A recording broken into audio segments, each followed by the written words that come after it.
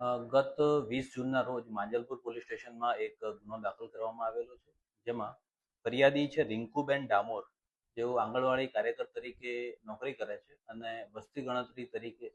ગણતરી કરવાની એમની જવાબદારી એમની નોકરી આપેલી હતી. તે નોકરીના ભાગરૂપે તેઓ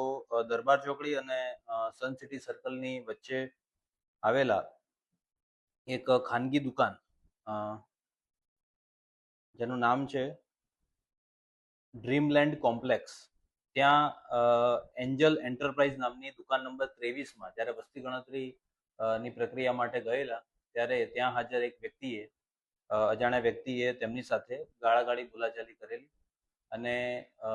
સરકારી કર્મચારીના કામગીરીમાં અડચણ એ રીતની ફરિયાદીએ ફરિયાદ આપતા ભારતીય ન્યાય સંહિતાની કલમ 115(2), 296(b) અને 221 મુજબ ગુનો નોંધી હાલ તપાસ કરવામાં આવી.